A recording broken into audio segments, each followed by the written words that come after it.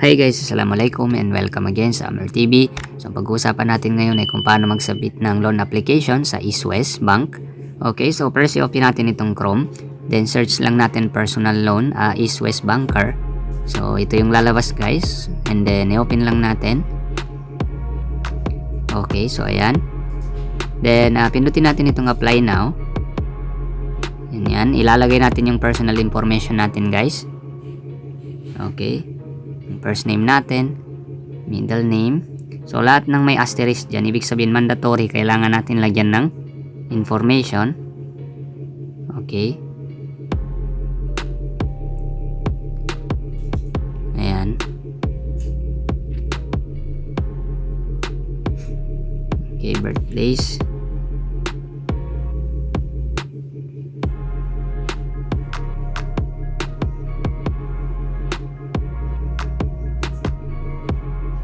Then yung mother's full maiden name.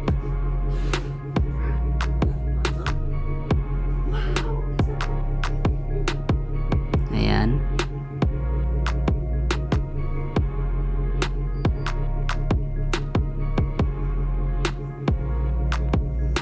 Gender, civil status, the number of dependents kung ilan yung umaasa sa atin. So let's say 1. Education, college graduate, citizenship Filipino. Then yung tax natin guys, ayan. Then yung SSS number natin.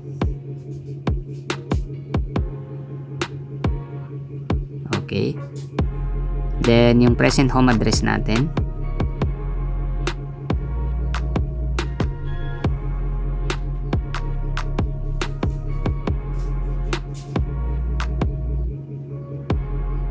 Ayan. So, zip code. Yung zip code guys, makikita yan sa Google. Check lang natin itong please. Check if same as present and home address. Okay, so ayan. Then, home ownership. So, owned. Ayan. Then, years of stay. So, 10 years. Ayan, so yung mobile number natin. So lahat ng walang asterisk dyan guys, optional lang yun siya. So pwedeng lagyan, pwedeng hindi. Okay. So best day to call. So let's say, kailan tayo nila pwede tawagan. So let's say Tuesday. Then oras. So gawin nating 10. Ayan. 10:52 AM. Then yung email address natin guys. So yung active. Ayan. Okay. Then next lang tayo. So yung personal references. Next lang tayo. Okay, so required yung mobile phone. So kailangan natin ng isang reference for personal references.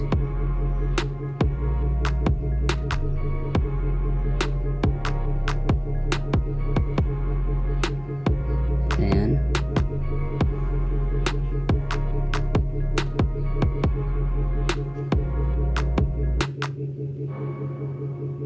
Yung mobile phone niya.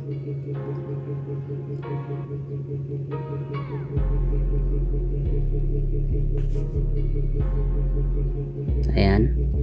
Then yung second.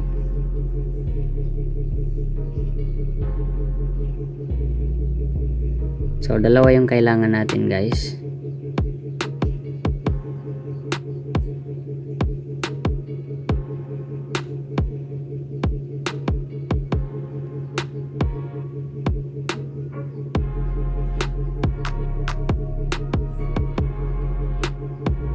Ayan. Then next lang tayo. Okay, so nasa work and finances tayo. So let's say employment. Anong status natin? Self-employed ba tayo or yung private? So let's say private.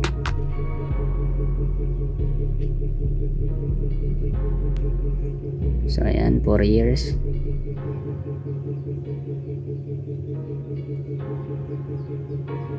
Ayan.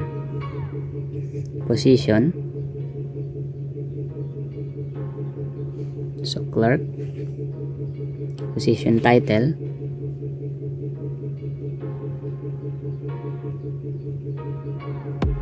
Ayan, nature of present business. So ilalagay lang natin dito others. Source of income, salary or benefits.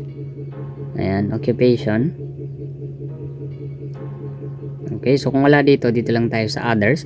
So dito tayo sa professional or technical. Company business name.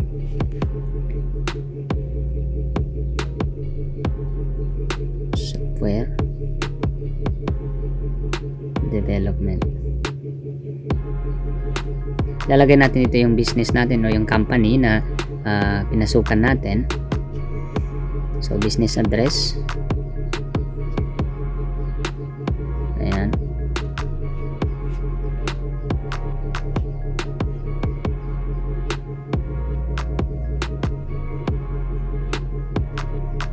Okay. So zip code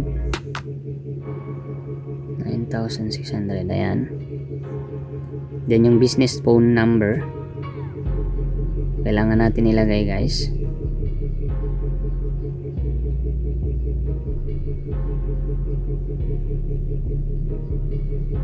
Okay. Ayan, so gross annual income natin, yung yearly na kinikita natin. So let's say 180,000 a month or a year, I mean. Okay, so yan yung kinikita natin sa isang taon. So no lang tayo dito. So kung meron tayong bank account sa East West, so yes lang natin. So since wala, so ayan, so no lang. And then punta tayo dito sa baba. Okay, so no lang. Then next. Next lang natin, check natin kung may kulang. So ayan yung others.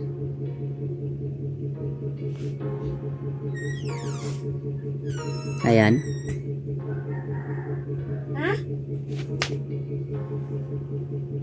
Then next. Okay. So ngayon yung loan purpose natin. So ayan. So kung wala dito, guys, so others lang tayo. So let's say home improvement. Ayan, so desired loan amount, let's say 100,000. Then prepared payment. So ayan, let's say 2 years. Okay. So basahin lang natin ito. Okay, so yes lang. Then next. So yan, nire-review na natin yung ating details. So pag okay na, guys, punta lang tayo dito sa baba. Ayan. So agree lang tayo, guys. So yes lang. Then submit. Okay, so ayan. So thank you for choosing East West. So allow us 3 to 5 banking days to process your application. Please wait for your call so we can verify the information you provided and request for additional documents if needed. Okay, so maghintay lang tayo ng 3 to 5 banking days para i-process nila yung ating application, and then malalaman naman natin, guys, kasi tatawag sila sa atin dun sa number na binigay natin. Okay, so kung mabe-verify nila tayo, guys, so it possible na ma-approve yung loan natin at saka yung requirements kailangan natin ipasa sa kanila, guys. Okay, so ganun lang kasimple mag-submit ng loan online sa East West. So thanks for watching. And don't forget to subscribe to Amar TV for the latest videos na aking i-upload. Sukran and wassalam.